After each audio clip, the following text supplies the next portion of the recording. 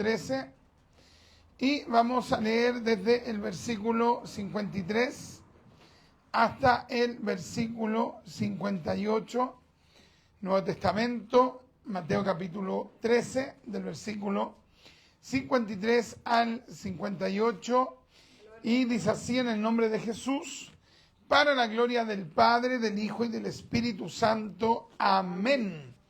Aconteció que cuando terminó Jesús estas parábolas, se fue de allí y venido a su tierra les enseñaba en la sinagoga de ellos, de tal manera que se maravillaban.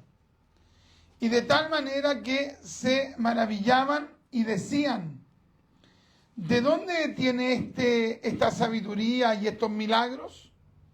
¿No es este el hijo del carpintero? ¿No se llama su madre María y sus hermanos Jacobo, José, Simón y Judas? ¿No están todos sus hermanos con nosotros? ¿De dónde pues tiene todas estas cosas? Y se escandalizaban de él. Pero Jesús les dijo: no hay profeta sin honra sino en su propia tierra y en su casa. Y no hizo allí muchos milagros a causa de la incredulidad de ellos. Amén y amén. Vamos a orar al Señor. Padre, queremos darle gracias, mi Dios, por el tiempo que hemos tenido para orar, que hemos tenido para, Padre mío, alabar su nombre, mi Dios. Y en este momento, Padre, queremos disponernos para poder recibir su palabra, Padre mío. Denos esa claridad de su palabra, denos la iluminación de la Escritura, mi Rey. Hable a nuestro ser por misericordia, háblenos. Padre mío, el Señor Jesús dijo: no solo de pan vivirá el hombre, sino de toda palabra que sale de la boca de Dios. Háblenos por su palabra en esta hora, mi Señor. Llévese de nuestras vidas toda indiferencia, todo, Padre mío, sueño, toda distracción, Padre mío, y coloque en nosotros anhelo, expectativa, Padre mío, hambre de su palabra, mi Dios, por ser, Padre mío, alimentados con esta palabra, Padre mío, en esta hora, mi Señor. Que venga ese deseo a nuestro ser y denos iluminación de lo alto. En el nombre de Jesús, para la gloria del Padre, del Hijo y del Espíritu Santo. Amén, amén y amén. Y le damos la gloria al Señor. Gloria a Dios, gloria a Dios, gloria a Dios. Gloria a Dios para siempre. Amén. Demos palmas de alabanza al Señor. Son para el Padre, para el Hijo y para el Espíritu Santo. Amén. Recibamos nuestro asiento, mis amados en Cristo. Hemos leído la Reina Valera 60 de Mateo capítulo 13, entonces del verso 53 al 58.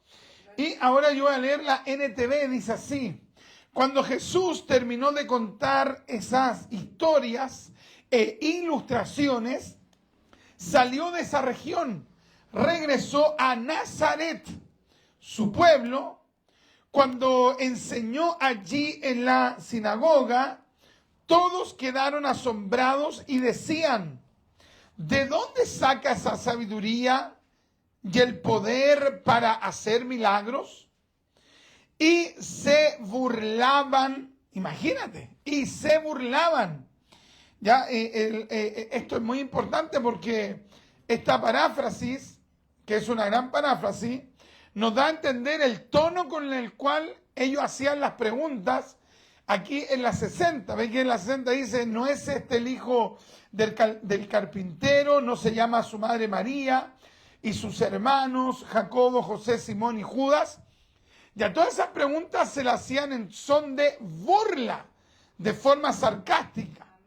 Entonces, vamos a proseguir la lectura. Y si se burlaban, no es más que el hijo del carpintero.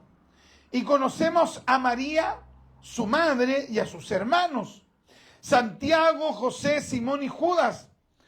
Todas sus hermanas viven aquí mismo entre nosotros. ¿dónde aprendió todas esas cosas? Se sentían profundamente ofendidos y se negaron a creer en él. Entonces Jesús les dijo, un profeta recibe honra en todas partes, menos en su propio pueblo y entre su propia familia. Por lo tanto, hizo solamente unos pocos milagros allí debido a la incredulidad de ellos. Entonces, por un breve momento, quiero que nosotros podamos meditar en una de las situaciones más complejas que tuvo que vivir Cristo, que fue precisamente lidiar con el rechazo de la gente que lo conocía desde que él había nacido. ¿Ya? Porque no es lo mismo que una persona que no te conozca, que no sepa nada de ti, que no te reciba, porque finalmente tal vez puede tener ciertas dudas, cómo ha sido tu comportamiento, quién eres tú, etc. Pero en el caso de Cristo, ellos, la gente de Galilea y en específico de Nazaret, no le recibía a Cristo simplemente porque él procedía de una familia común y silvestre. Ellos no le sabían ningún pecado, porque si lo hubiesen sabido, que sabemos que Cristo nunca pecó, pero si ellos le hubiesen sabido algún pecado a Jesús, si ellos le hubiesen sabido algún escándalo, si ellos le hubiesen sabido alguna cosa secreta, algún pecado oculto, indudablemente que en este momento ellos lo primero que hubieran hecho es que le hubiesen lanzado eso en la cara, de inmediato. Pero no hacen eso porque el testimonio del Señor Jesucristo era absolutamente intachable. Entonces, si nosotros hacemos esto que se llama religiones comparadas, nos vamos a dar cuenta que, por ejemplo, cuando indagamos en la vida de Buda, cuando indagamos en la vida de Mahoma, cuando indagamos en la vida de Confucio, y así de diferentes líderes de un sinnúmero de religiones, nos vamos a dar cuenta que siempre hay no errores, simplemente hay pecados y hay escándalos en la vida de esas personas. Pero en el caso de Cristo, es por eso que Jesús no es simplemente un ser humano. Jesús es un ser humano, pero es Dios encarnado y nunca pecó, y como decía el hermano Fernando Pérez de la Hoz, y nunca pecará. Nunca pecó y nunca pecará. Entonces, qué impresionante es, por ejemplo, meditar en esto de que teniendo una vida tan perfecta, absolutamente perfecta, llega un momento en el cual la gente, el ser humano, ni siquiera le recibe, en este caso, al hombre perfecto. O sea, si no le reciben al hombre perfecto, si no le reciben al perfecto hombre, que también es perfecto Dios, Jesús de Nazaret, si a él lo rechazaron, ¿por qué muchas veces nosotros nos sentimos incómodos cuando a nosotros no nos reciben? Cuando a nosotros nos rechazan. Porque hay una inmensa diferencia entre Jesús de Nazaret, o sea, infinita diferencia entre Jesús de Nazaret y nosotros. Porque cualquiera podría sacarnos a nosotros, primeramente a mí, una serie de pecados y de errores que nosotros hemos cometido. Todos nosotros hemos cometido pecados, errores, etc. Entonces, de repente nosotros nos ponemos en la posición de que nadie nos puede rechazar, de que nadie nos puede cuestionar, de que nadie nos puede evaluar, de que nadie puede indagar en quiénes somos nosotros. Entonces, cuando alguien pone en tela de juicio nuestro testimonio, nuestra predicación, rápidamente explota algo en nosotros y queremos rápidamente dejar las cosas claras, y si se puede incluso avergonzar al que te está cuestionando.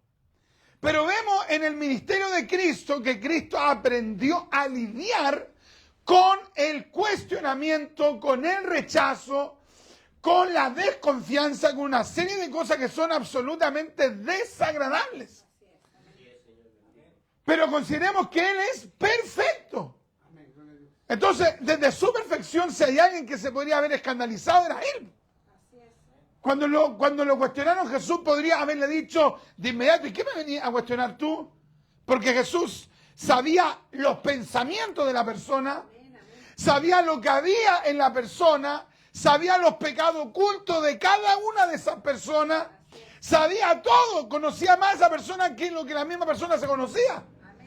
Pero Jesús, teniendo esa oportunidad, como que, oye, los tipos ellos mismos se ponían en bandeja para que Jesús lo avergonzara de una. Pero el Señor, muy por el contrario, ¿sabe lo que hacía? Lo que hacía era guardar distancia para no hacer milagros allí. O sea, los únicos que se perjudicaban al no recibir a Cristo eran las mismas personas. Pero ¿sabe qué? Nosotros preferimos hacernos los ofendidos. Nos enojamos, nos incomodamos, nos amurramos, decimos, ¿y qué se han creído? Pero no entendemos que Jesús lo que hizo fue no enojarse con las personas, sino que finalmente privarlos a ellos de recibir milagros. ¿Se dan cuenta? No, o sea, una actitud totalmente sabia. En cambio, nosotros de repente no sabemos lidiar con la animadversión. Cuando hay alguien que de repente pone en entredicho un trabajo que hayamos hecho, ponen en entredicho algún trámite que hicimos, que lo coloquen en tela de juicio, rápidamente uno que tiende a explotar. Pero veamos en el relato, imagínense, Jesús había hace poquito enseñado una serie de ilustraciones, de historias. Había compartido la palabra, había enseñado, había ministrado, había enseñado en la sinagoga de ellos. O sea, lo único que había hecho era llevar a esos judíos a conocer a Dios. Porque una de las cosas que tenían los judíos es que conocían la letra del Antiguo Testamento. Conocían la letra de los relatos bíblicos, pero no entendían el significado espiritual que habían en esos relatos. Entonces Jesús se dedicó en su ministerio a enseñarles a conocer a Dios. Mira, qué tremendo. Entonces, oye, lo que le quedaba a ellos, ¿sabe qué es lo que era? Era solamente recibir. Era solamente aprender. Porque, por ejemplo, de repente sucede que, yo puedo estar sentado ahí escuchando a un predicador. Y si yo veo que el predicador es fogoso, que el predicador tiene fuego a predicar, y después cuando él está sentado allí, está con una cara así de larga, no dice amén, no dice gloria a Dios, oye, uno queda impresionado. ¿Me entiendes? O sea, que hay con la boca abierta, aunque sí, ¿cuántos la alaban? ¿Cuántos le glorifican? Y cuando está ahí en la silla está así, casi, pero que no mueve un músculo. O sea, uno rápidamente en la inconsecuencia la hace ver, trata de, en alguna medida, mostrar esa incomodidad. Pero de Jesús, ¿qué podían decir? Nada. No podían sacarle ninguna cosa. Entonces, en este caso Jesús, ¿qué es lo que había hecho? Hacerles conocer más a Dios. Imagínate. De hecho, no solamente Él exponía con sabiduría, con conocimiento, sino que hasta ellos reconocen de que hacía tremendos milagros. Mira, y venido a su tierra, es decir, a Nazaret, les enseñaba en la sinagoga de ellos, de tal manera que se maravillaban y decían, ¿de dónde tiene esta sabiduría y estos milagros? O sea, aparte hacía milagros. Entonces, te das cuenta, puro bien, pura bendición, pura ayuda. Entonces, lo lógico es que ellos han dicho, él debe ser el Mesías, él debe ser el Hijo de Dios, porque ¿quién ha hecho esos milagros? El otro día hablábamos acerca de Eliseo, el domingo, cómo Eliseo hizo una serie de milagros. Eliseo, si es que no es el primero, es el segundo de los profetas que hizo más milagros en todo el Antiguo Testamento. Pero Jesús lo supera infinitamente. O sea, de hecho, recuerde usted que el apóstol Juan, ¿qué es lo que dijo? Que tuvo que seleccionar los milagros para no extender más el libro, porque si se ponía a detallar todos los milagros, oye, el libro jamás lo hubiese terminado. Entonces, con todos los favores, los beneficios, la ayuda que Jesús hizo para con las personas, para con los israelitas, lo lógico es que ellos hubiesen sido receptivos, humildes, dóciles. Pero muy por el contrario, ¿sabe cómo reaccionaron? Con clasismo. Porque ellos, ¿qué es lo que dijeron? ¿No es este el hijo del carpintero? ¿Y qué tiene que ver eso? O sea, ¿qué tenía que ver? O sea, un hijo de un carpintero no puede predicar. Un hijo de un carpintero no puede enseñar. Un hijo de un carpintero no puede hacer milagros. O sea, por ejemplo, una persona que es hijo de un obrero de la construcción no puede predicar, no puede enseñar, no puede hacer milagros. O sea, un verdurero no puede predicar, no puede enseñar, no puede hacer milagros. O sea, cualquier persona que tenga un oficio común y silvestre, para esos judíos no podía ser un siervo de Dios. O sea, eso es absolutamente clasismo. Y lamentablemente aquí en Chile también tenemos harto de eso.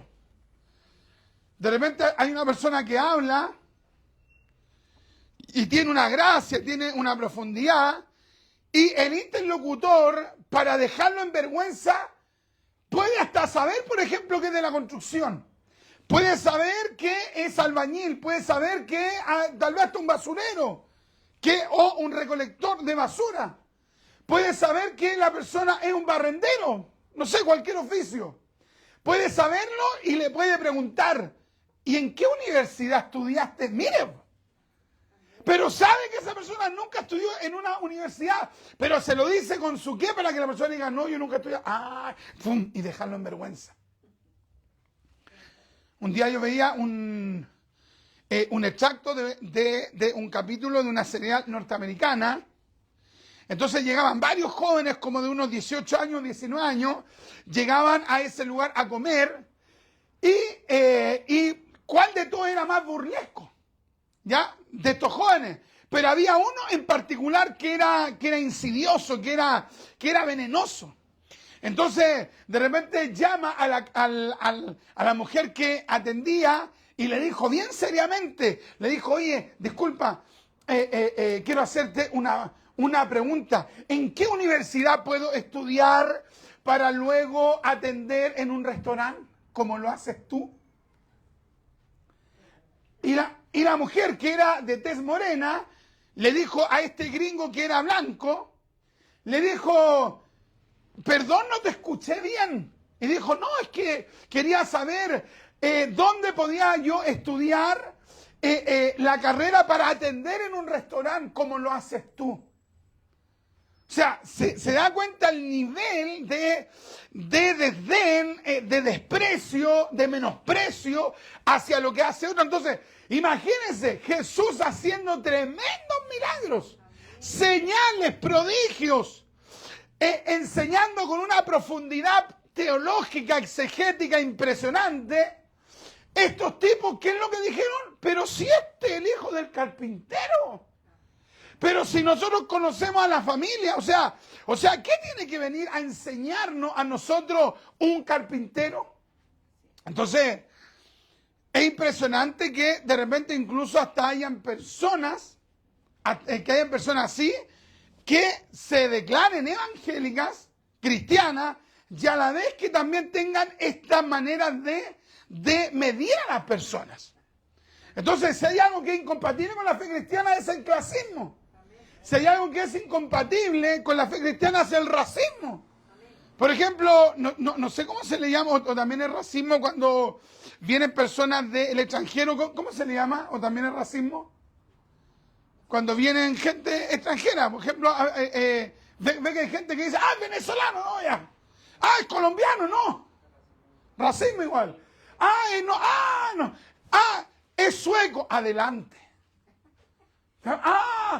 ¿De qué país? ¿Usted de Inglaterra? No, venga, usted inglés pasa. Eso sí que es discriminación.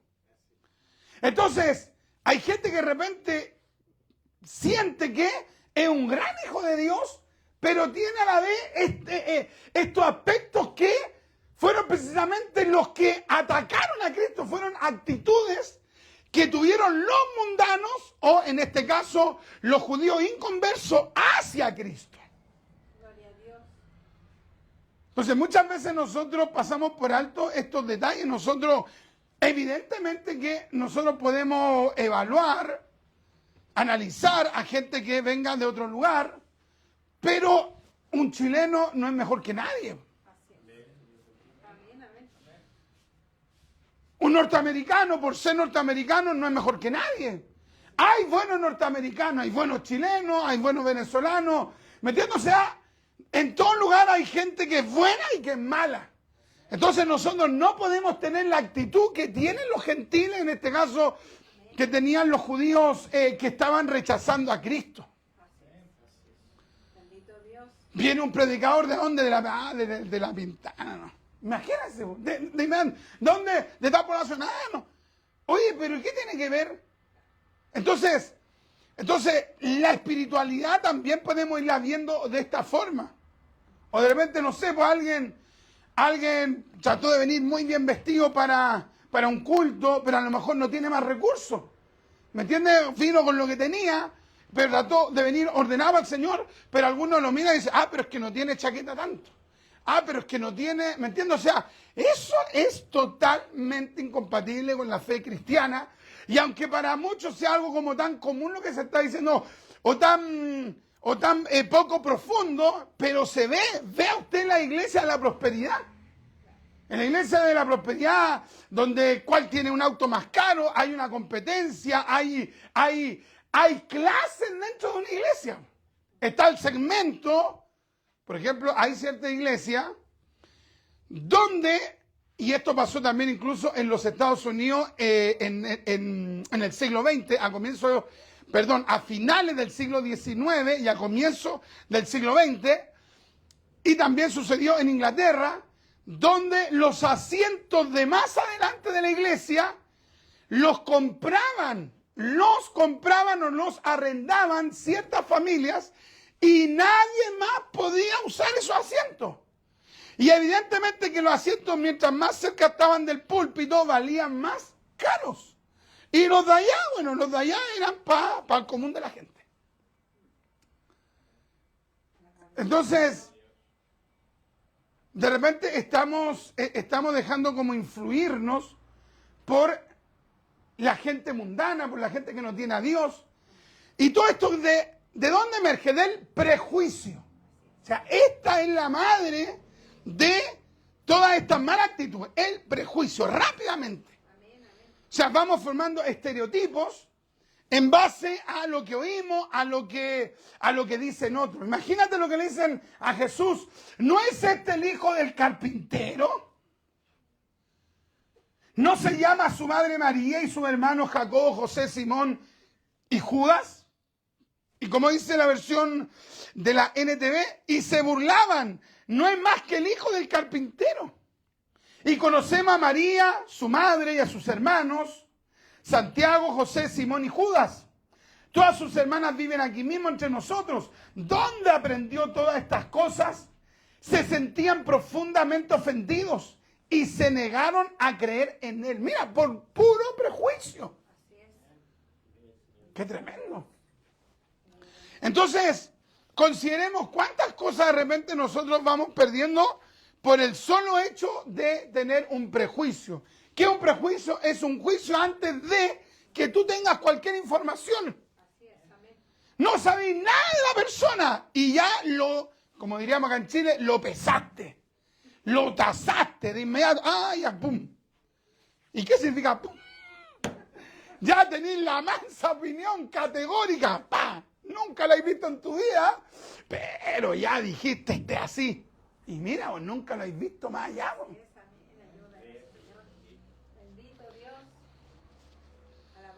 De repente veis a una persona que anda un poquito así, digamos, como poco mal, o sea, poco bien vestido, por X motivo, y uno ya rápidamente, pues, o sea, está bien que uno ande apercibido, pero de repente te dejáis guiar por el prejuicio y dices, ese anda robando. Vea usted los grupos de WhatsApp ahora. Los grupos de WhatsApp de las villas. Anda un tipo por aquí. Estoy escribiendo. Anda un tipo por aquí. Anda con tal ropa. Anda con no sé qué. Oye, y resulta que andaba pasando por ahí, no el caballero. Andaba pasando por ahí. Y de repente hay una persona de eterno vestido y anda robando. ¿Te das cuenta, no? Entonces de repente nos dejamos engañar por los prejuicios. Y Jesús aprendió a lidiar con el prejuicio. Y se escandalizaban de él, imagínate. Y se escandalizaban de él. Es decir, se sentían profundamente ofendidos y se negaron a creer en él. Imagínate, se sentían ofendidos ¿de qué? ¿De las sanidades? ¿De los milagros? ¿De la restauración? ¿De la profunda enseñanza? O sea, ¿te das cuenta cómo el prejuicio distorsiona las cosas? Así es, amén, amén. Santo Dios. Entonces, nosotros, hermanos, tenemos que tratar de ser más cautos, no dar una evaluación tan categórica de manera apresurada. Ahora, si usted tiene el discernimiento de espíritu, ahí estamos hablando de otra cosa. Porque de repente el espíritu te muestra, viste a la persona y lo viste espiritualmente, Dios te mostró, y no necesitáis verlo más porque ya lo discerniste, pero eso ya es una obra del espíritu. Pero si no estás ahora del espíritu, ¿qué hay que hacer? Hay que esperar.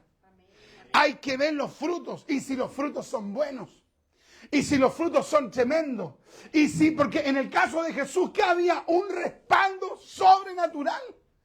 Entonces, si yo estoy viendo un respaldo sobrenatural en una persona, porque me cae mal, por la comuna de donde viene, porque no hay feeling, por eso lo voy a rechazar. Bendito Dios. Ayúdenos, Señor. Lamentablemente hay gente que así dice, ya, si es de mi, por ejemplo, si es de mi congregación, si es de mi concilio, es de Dios. No, es de Dios, absolutamente. Oye, ese predicador viene de tal corporación. No sé, hay que verlo, de inmediato, así como diciendo, vamos a ver si es de Dios.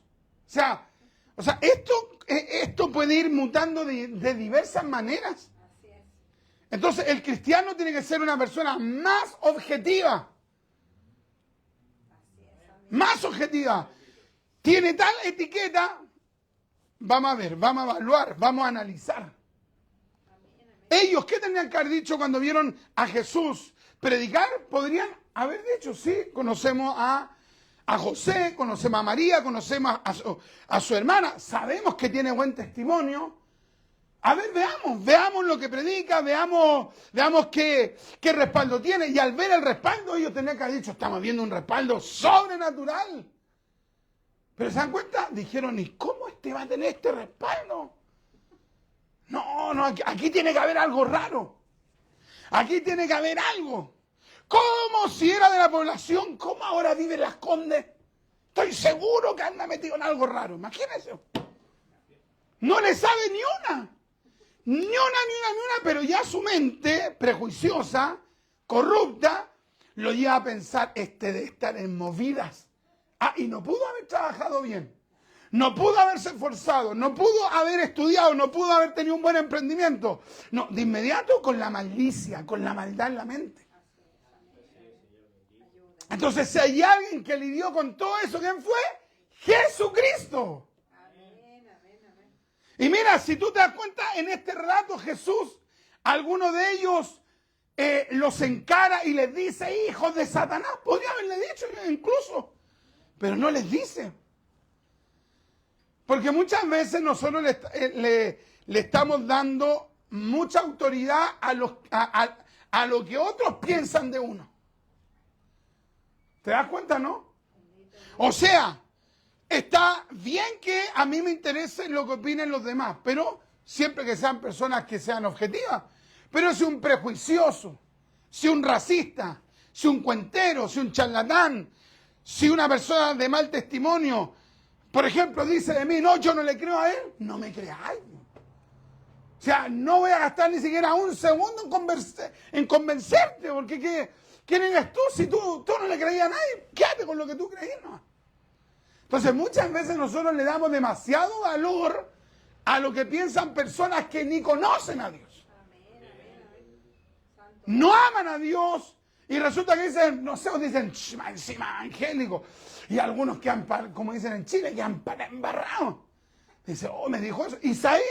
El que le dijo eso es adúltero, es mentiroso, es un mal marido, un mal... Oye, gallo, o la tipa tienen, pero terrible de testimonio. Y el hermano anda, pero todo sufriendo. Oye, ve de dónde viene. Jesús en este caso veía quién estaba diciendo eso. Entonces, hay momentos en los cuales tal vez uno puede defenderse, decir, oye, no, mira que estoy hablando. Pero hay otras veces que lo que hay que hacer es guardar distancia. No me ganas nada con tratar de querer hacer persuadir a una persona que decidió no recibirte. En este caso, ellos habían decidido no recibirle a Cristo. Y se escandalizaban de él. Pero Jesús les dijo, no hay profeta sin honra, sino en su propia tierra y en su casa. O sea, Jesús dijo, esto siempre ha sido igual. Le pasó a los profetas, le pasó a los hombres de Dios, me va a pasar a mí. Porque a Jesús en otros lugares la gente lo salía a buscar y resulta que en su propia tierra no le recibían. Pero esto detuvo a Jesús. ¿Esto detuvo el ministerio de Jesús? No. Entonces hay gente que de repente sabe que hay otro que lo está cuestionando. Sabe que hay otro que no le cree, sabe que hay algún compañero de trabajo que lo mira con rechazo o algún compañero de estudio, compañera de estudio que le tiene mala y eso muchas veces detiene a la persona. Gente en alguna iglesia que dice, no, que este hermano no me recibe, es que este hermano no me recibe, es que cuando predico me está mirando con el caracho. Pero eso no nos puede detener. Pero ¿a cuántos de nosotros lo que piensan los demás nos termina deteniendo en ciertas cosas y son solo opiniones de ellos? O sea, espiritualmente ellos no son nadie. Pero uno de repente le da mucho valor a lo que piensan esas personas. Nosotros un tiempo tuvimos una vecina que era testigo de Jehová. Ojalá que vaya a ver este en vivo. Oiga, pero la señora nos tenía una mala, pero tremenda. Nunca le habíamos hecho nada. Nunca le hicimos un problema a la señora. Pero por el solo hecho de ser evangélico, nos odiaba porque era testigo de Jehová. Por ese solo hecho. Ahora, ¿qué de repente quiere hacer el diablo usando a personas para cuestionar tu fe? Lo que quiere hacer es detener tu avance. Es que tú te llenes de la rabia que tienen ellos. Es que tú te llenes de la amargura que tienen ellos. Es que tú te llenes del doble ánimo que tienen ellos. Porque si tú te pones al nivel de esa persona, al final tú le estás diciendo a esa persona que están en el mismo sentir. Pero si usted está, para la gloria de Dios, acá arriba porque tiene al Señor, entonces, y la otra persona está por ahí abajo porque no es cristiano, si uno se enfrasca en un alegato fuerte con ellos, uno se rebaja porque uno está arriba. Pero no porque uno sea mejor que ellos, sino que porque uno tiene a Dios. Entonces Jesús en este relato bíblico precisamente nos insta a aprender a que incluso la gente que nos pueda conocer de años, tal vez nos van a despreciar. Y va a ser así. Le pasó a Cristo, te puede pasar a ti y probablemente te va a pasar a ti. Y tal vez alguien diga, es que a mí ya me pasó y te va a seguir pasando siempre.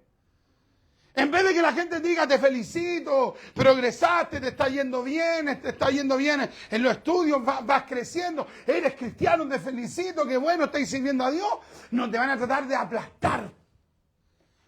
Pero eso te va a influir tanto, eso te va a influir a la medida que tú lo permitas. Si tú no lo permites, la persona va a ladrar, va a alegar, pero tú vas a seguir. Por ejemplo, usted puede ir pasando por afuera de una casa. Y usted decide si toma en cuenta al perro que está ladrando. Si usted va caminando y de repente el perro ladra, usted puede mirarlo y se puede reír del perro.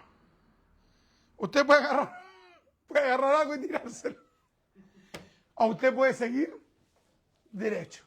Y no darle asunto. ¿Cierto? Se da cuenta cuando un perro va pasando por fuera y hay perros adentro de las casas. Oye, el perro va libre, el perro va por afuera libre. Pero de repente el perro le pone atención a los perros que están adentro, encerrados, pero ese perro que está encerrado no puede salir. Y el perro, en vez de reírse, bueno, verdad que los perros no se ríen, podría no sé qué hacer, moverle la cola, no sé, seguir. Hay algunos que ladran, pierden el tiempo ahí. Pero son animales. Pero nosotros no somos animales. Somos personas y sobre todo somos hijos de Dios. Entonces hay algunos que hay que dejarlos que ladren. Que hablen y tú sigas avanzando. Me impresiona cómo atacan a Cristo, lo cuestionan y no lo detienen. Y cuando uno menos ora, cuando uno menos lee la Biblia, cuando uno menos ayuna, cuando uno menos se consagra, más te afectan las palabras de las personas. Y sobre todo de la gente que te tiene mala. Pero cuando tú andas ahí en Dios buscando, te rebota. Entonces Jesús, con su testimonio, nos enseñó a cómo lidiar con este tipo de gente. Y no hizo allí muchos milagros a causa de la incredulidad de ellos. O sea, ¿quiénes se privaron de la bendición? Ellos. O sea, como que Jesús dijo, bueno, ustedes no quieren la bendición, no es para ustedes. Y siguió. Entonces, lo que tú tienes que hacer es no desgastarte. Lo que tenemos, más bien dicho, que hacer, es no desgastarnos con personas que no quieren recibir la bendición. Entonces, ¿cuál va a ser nuestra actitud? Que Dios nos ayude a ver a qué personas le prestamos atención cuando nos cuestionen, nos difamen, nos desprecien. Y aunque sea incluso hasta una persona que tú consideres que quieras, si tú te das cuenta que esa persona por puro prejuicio te está atacando, tú no tienes que prestar más atención a eso y tú tienes que seguir. Tenemos que seguir porque nosotros tenemos algo mayor, tenemos algo superior, tenemos un llamamiento santo que es el llamamiento de la vida eterna. Vamos a orar al Señor y luego vamos a dar alguna oportunidad para comentar esta palabra. Padre, en el nombre de Jesús, le queremos dar gracias, Padre mío, por esta palabra, mi Señor. Es impresionante cómo el Señor Jesucristo nos habla en todas las áreas, incluso en estas áreas tan cotidianas que para nosotros son tan comunes, mi Señor eterno. Padre amado, mi Señor, también Jesús nos enseña. Padre mío, ¿cuántas veces hemos lidiado con el prejuicio, con el rechazo, con el menoscabo? Padre mío, con el desprecio, y muchas veces eso nos ha detenido.